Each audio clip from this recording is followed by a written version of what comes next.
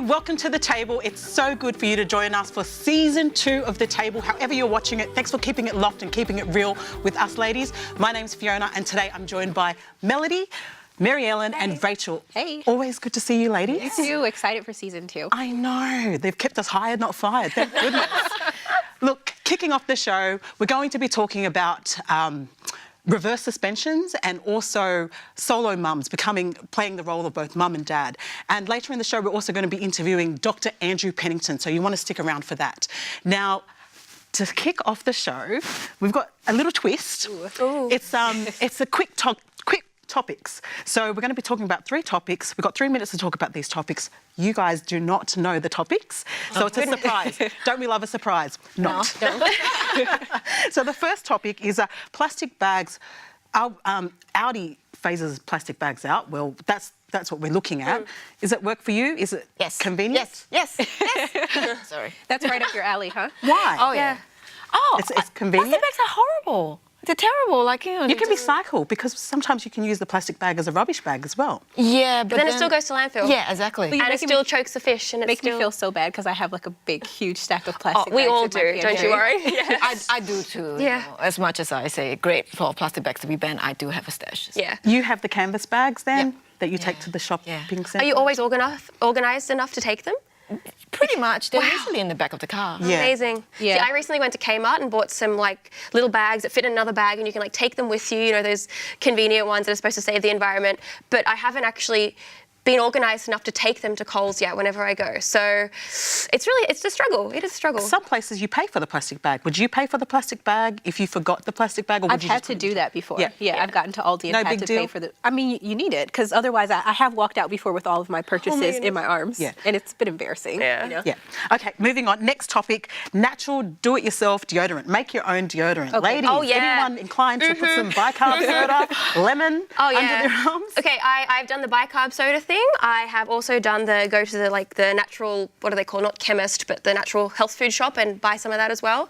And does it work for you? I was going to say the better question is, does it? Yeah, the thing is, I don't have a lot of BO, so when I get BO, it doesn't work, but generally as an everyday thing, it works pretty well. Do you ask your friends and family? See, my sister uses it and sorry about this, Olivia. She has like slightly worse BO than me, but it works really well for her. So I think it just depends on the person. Mel, you're a bit... You care about the environment, Is it as we all do, but I mean... actually admit that I have never used deodorant. Ever. What? In life. No I know, way. now you're going to stand like... Wow. That's the most natural you can get. Yeah, exactly.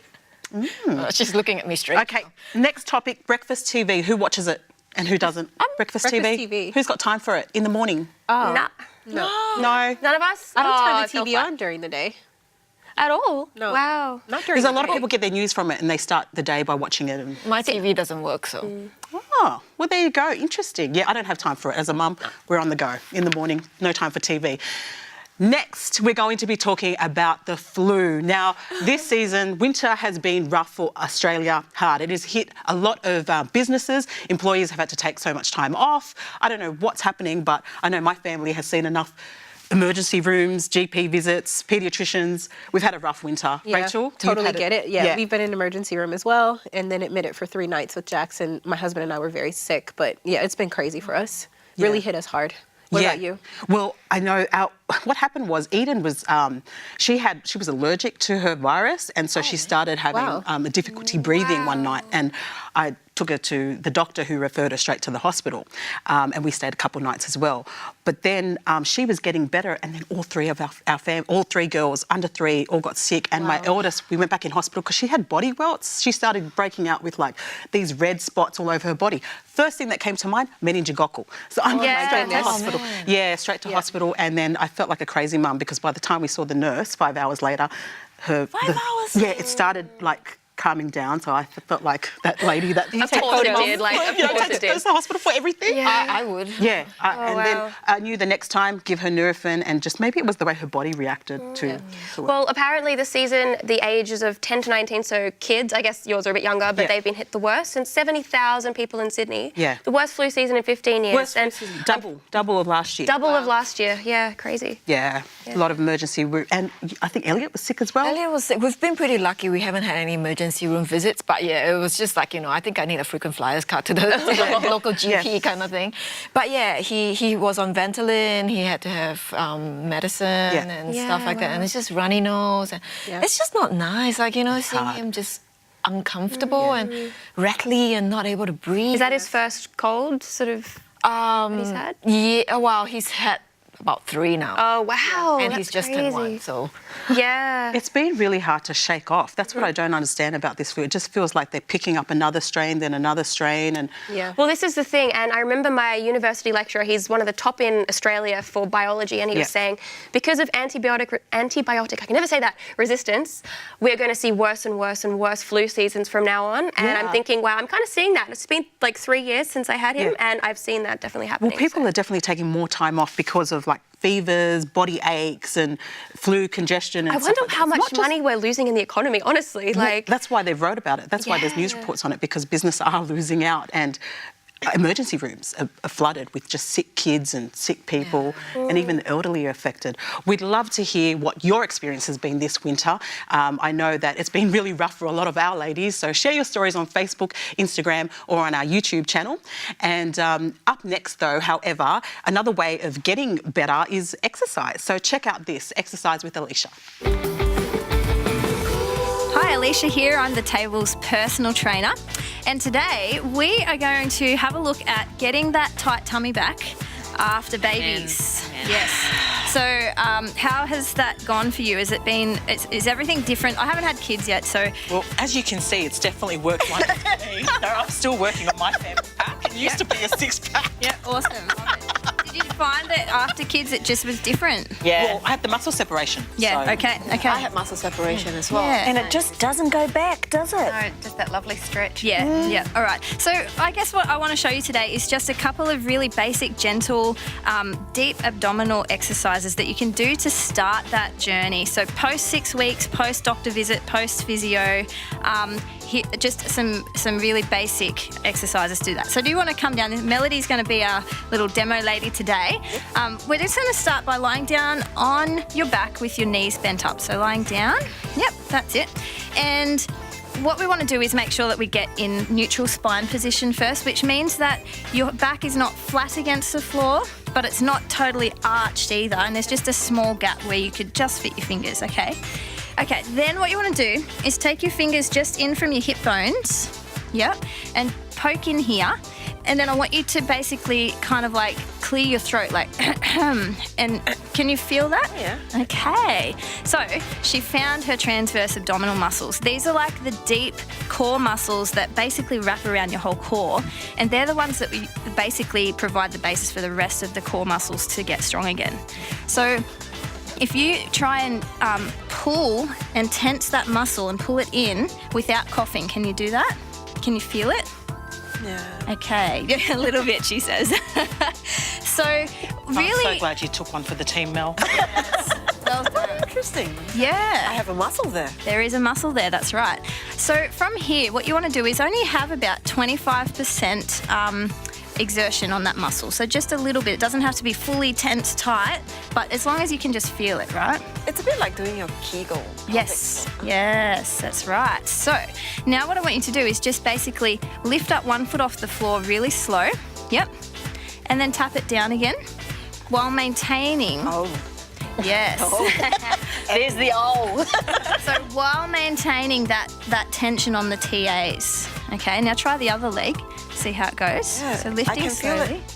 Moving a bit. Yeah. Yes. Okay, lift it slowly. Now, the slower you go and more controlled, the more likely it will be that you can keep that tension. Yeah. And this is just basically level 1 of this exercise. So the next level is where you would... How many of them should you do? So I would be, if you're new, if you're basically, 6 to 8 weeks postnatal, I'd be doing this daily, and I'd aim for probably about 5 minutes of just practicing. Just practicing one leg at a time. Then once you feel like that, you're keeping that tension. It's going to take a while because, from what I hear, it goes a bit jelly belly after. And it lasts for A while? more than Okay, yep. Quite a while. several years. It's meant to be stable when Quite you're... a few. That's right, yeah. It's meant to be... It's hard. It's harder than you think, Yes. right? Yeah. So you kind of want to master that. And then the next one is that you can do is lift your foot up for me, Melody, then tap it down and then slide that foot along the ground while keeping the transverse abdominals.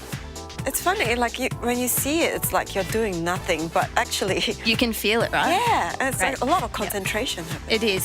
So this is, like I said, it's super gentle and it's just keeping it, you know, right on, right on that real basic level, okay? So this is just one way to do that, and give it a go at home. It's really worth it. And if you want to see some more workouts, check out the YouTube channel. The link's right there for you. And yeah, enjoy. Pretty impressive. Yeah. All eyes on you, Mel. Did it make a difference? Are you still working your pelvic floor? I should. I see that and I'm like, oh, really? I should get back to that. I felt inspired to go home and try that. Yeah. No, it's definitely some great tips there with Alicia. Now, we're going to be talking about how mums are taking the role of dads, playing both mum and dads. In an article in the Table magazine, which is to be released in September, Mel, actually one of our panellists, writes about how mums are taking the roles on dads as solo parents. Yeah, it was actually a very interesting thing. I interviewed a few ladies about it and about their journey on being a single parent, and it's really, they've got a really tough gig going on. Why did you think it was important to write about solo parents and them taking on the role of both mum and dad? I think because it's something that is really happening a lot. It's the reality. My mom became a solo parent as well because my dad passed away when I was 18, and she had me and my brother who's 11. And yeah, I guess I just wanted to highlight the fact that it's not an easy thing to do. But one of the takeaway message that I got from one of the ladies I interviewed is, let's shift the conversations away from how difficult it is actually, and let's just talk and celebrate the strength and the courage of the women doing it. Of these women. And men, the strength that's needed to be a solo parent, mums or solo dad, it's really hard. I love something you said in the article, and it was talking about a woman who had to learn how to use a whippersnipper and had to learn how to, plumbing on the taps and things like this. I was like, wow, that is empowering. I know. I read that and I'm going, I really should learn to do that and stop relying on my husband. Well, that's the day and age that we have in equality, right? Like you got a lot of women are doing what men traditionally did. Yeah. Why is it so much more prevalent now, though? Is there a specific cause? Is it abuse? Or is it just lack of interest from dads not wanting to be involved in families? Was there an actual reason why it's so much more prevalent now?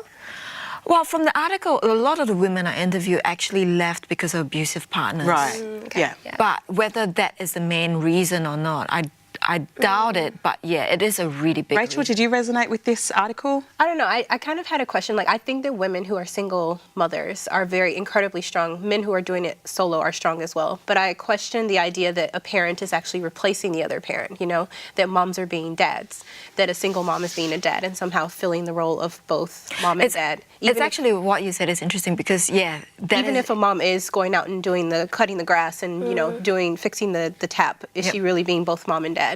Like, I totally resonate with the idea of a strong parent, though, of having to be strong to do both roles. But what you said is true because the single moms that I've actually interviewed, they needed men in their lives as well to be that male role model. So whether it's their own fathers or the kids' grandparents or uncles and aunties. So yeah, what you said is right, Rachel, that it's really hard for one person to fulfill both roles. Yeah, and I guess as Christians we also need to have compassion. Be single or parent, both with both parents. It doesn't matter. I think you're a product of your environment, whether you're in a solo family or raised with both parents. So we need to spare a thought, I guess, for those families and just have compassion. Yeah. Either way. Anyway, time to see what's cooking with Gia and Olive in the kitchen, and then followed up by Mandy Makes. She'll be making homemade moisturizer. Who doesn't want to know that? Check it out.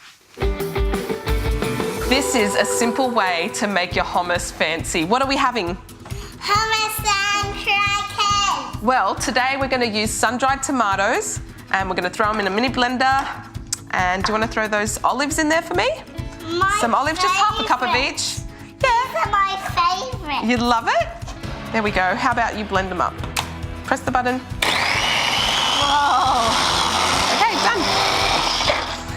She loves the blender. Okay, so we just throw it in the hummus, and I would suggest that if you have any pesto in your fridge, if people come over and you just want to make a fancy dip like this, whatever you've got in the fridge, just use that.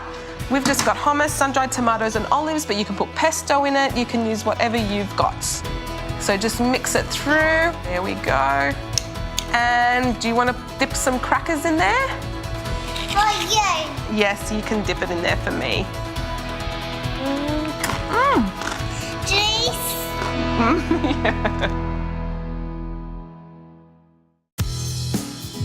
Today I'm going to be showing you how to make an all-natural moisturiser using some very simple ingredients.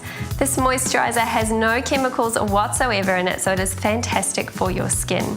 With these 4 ingredients, we're going to place them in a glass bowl over boiling water to melt them. We're starting off with 1/4 cup of cocoa butter and 1/4 cup of shea butter. Together, these 2 ingredients will help to retain the elasticity in your skin, and they also help to prevent stretch marks and help fade away the ones that are already there. Next, we have 1/4 cup of coconut oil. This will help to keep the moisture in your skin. And lastly, we have 1/4 cup of sweet almond oil. And now that that's all melted, we're going to let it sit on the bench to cool down before putting it in the fridge for up to a couple of hours until the mixture has hardened. It has set beautifully.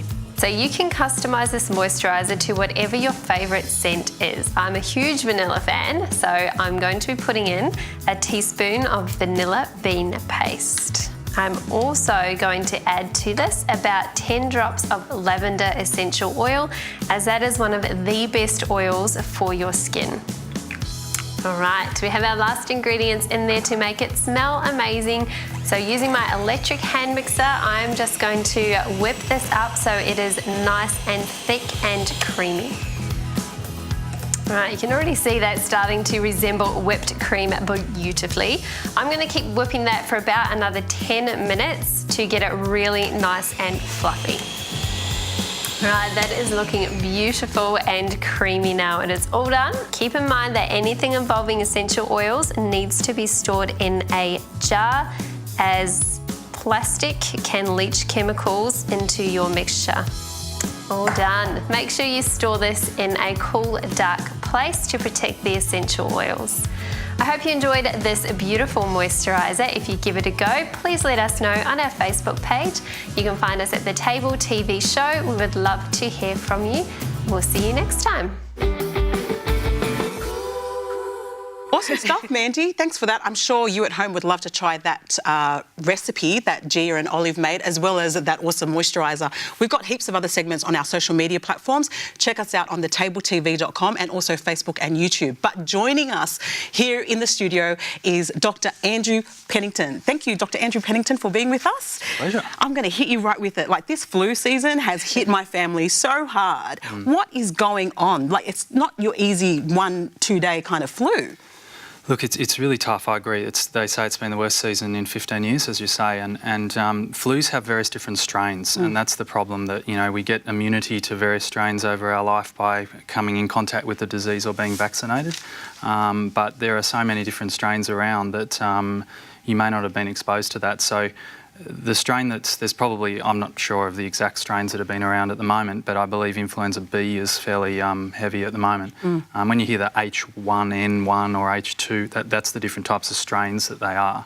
And they just seem to linger and take hold and then transform into something else. Absolutely, and it's very interesting. There's a fair bit of research that shows that influenza can often be a precipitating factor towards secondary infections. So influenza itself, being a virus, of course, doesn't respond to antibiotics. So please don't ask your GPs for antibiotics for the flu. It doesn't work. It's interesting harmful. You say that. Last year, when my kids were sick, antibiotics was the answer for everything. And I was annoyed by that. This year, Nurofen, Panadol, they're not giving antibiotics. And that's a good thing, although we do know that you can get secondary bacterial infections, which may be appropriate for an antibiotic. Not always, but may we. And we do, as you alluded to earlier in your segment, we need to be careful about antibiotic overuse and only use it judiciously. But look, it is a bad season, and it's possibly just because of the different strains that are active at the moment. They do try to predict which strains are active in the northern and southern hemisphere and then put those strains into the vaccinations. So at the moment there's a quadrivalent vaccine available, which means 4 strains. Used to be a trivalent. Should we get the flu vaccine? Look, I think it's very much recommended. I mean, it's probably the best, well, it's certainly the best way to prevent flu. Yeah. But it will only give you those strains that you've actually been vaccinated against. So you're not going to be immune to all strains of the flu. You know, sorry. Go ahead. No, I was just going to say, speaking of, prevention, I know that you specialize in natural medicine. Is there anything we can do naturally to help prevent some of these illnesses? Look, it's a very, very good question, and I think there is a lot of research being done to try and work out how immunity starts, and I think the gut is a big player here. How we get exposed to things through the gut sensitises our immune system to various things, and of course the other mechanism is through inhalant and skin, wherever there's a barrier that comes in contact with the environment. I don't think there's really a lot of really good evidence for many natural things preventing flu. I will say that there is definitely some evidence for some things, for example, having adequate sleep. Not specifically influenza virus, but there was a reasonable study done, I can't remember exactly the journal, but where they actually exposed people to the rhinovirus, which causes a common cold.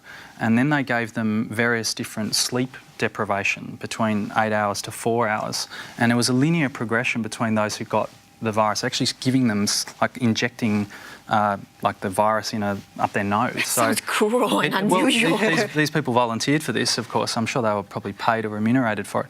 But it was very clear that the people who had 8 hours sleep would only get it 10-15% of the time. People with 4 hours sleep were getting it more than 50% of the time. So and that goes for a lot of mothers who are losing sleep. No wonder we're all getting knocked out. Absolutely. And I totally agree. There is probably some benefit perhaps to probiotics, and we might, if you want to talk about that, I'm happy to. But there's a little bit of evidence for zinc. There possibly is a bit of evidence for high-dose vitamin C, but these are mainly at the time of getting an illness rather than preventing it. What about, I've heard of this mixture, apple cider, ginger, mixed with onion and all sorts of apple cider vinegar and, these kind of remedies. Honey. Look, again, I don't think you're going to find a randomised controlled trial that proves that, not that I'm aware of, but a lot of those substances actually have natural antiviral or antibacterial effects. So I'll give you an example with garlic. The active extract of garlic does have some antiviral and antibacterial effects. There are other products like olive leaf extract, echinacea. Yeah, these products have mild benefits. Okay. So I don't think you should be regarding them as panaceas for flu or, this is going to fix you. But there are some small trials that are around that say that they may reduce the severity or the time frame of a viral illness. Speaking of time frame, if our child gets hit, how long do we expect to suffer for? Yeah. Children usually bounce back more quickly, but they can also go downhill more quickly. So I always tell my patients a viral cold flu, mind you, a cold and flu are quite different, but they usually are getting worse from day 1 to 3. You're getting the worst between day 3 and 5, and then you start to see recover from day 5 onwards. And that's because your natural antibodies are being produced by that time frame, and you start to be able to boot the virus out. In adults, it can take a little bit longer, and I think people can have symptoms for 7 to 10 days fairly consistently, and I don't tend to be too worried if that's the time frame, but you do expect improvement. That being said, I've also seen them that last longer, and you think, my job, I guess, as a GP is to work out, is this more serious? Is it a secondary bacterial infection, or is this just the lingering post-viral cough that many people get that's so annoying? In which case we can just let go and it's going to pass. Yeah. Dr. Andrew, I'm really curious, I guess changing tracks a little bit, because you have this specialty in natural medicine, I'm curious to know, as we're looking for doctors, how do you integrate natural medicine into what you do as a physician? Look, it's a really good question, and I think, I don't have any specific sort of qualification in natural medicine, as in I'm not a naturopath, but I have done a lot of postgraduate education in that area.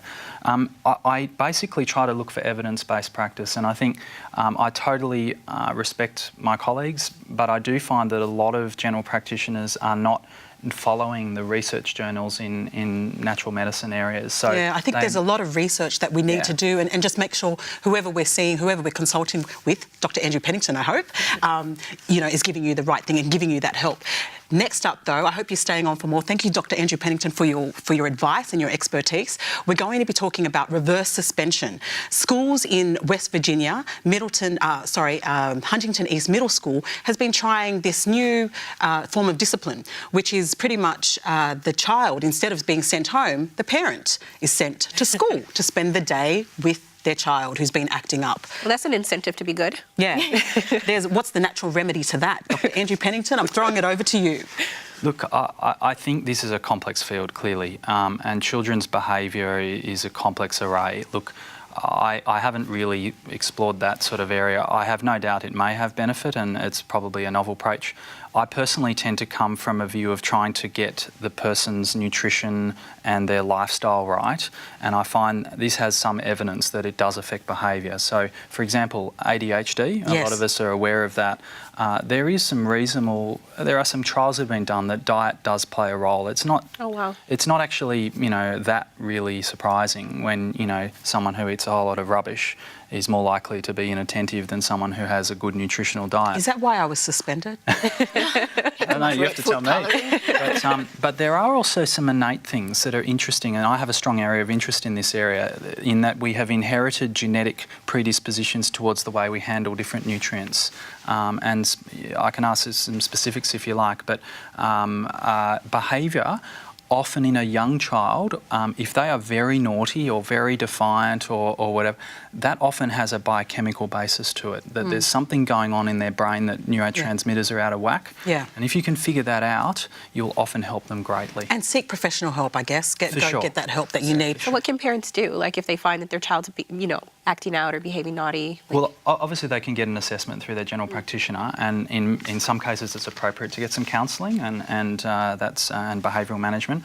But look, you may need to seek out an integrative doctor who understands the role of nutritional therapy and the biochemistry of the brain.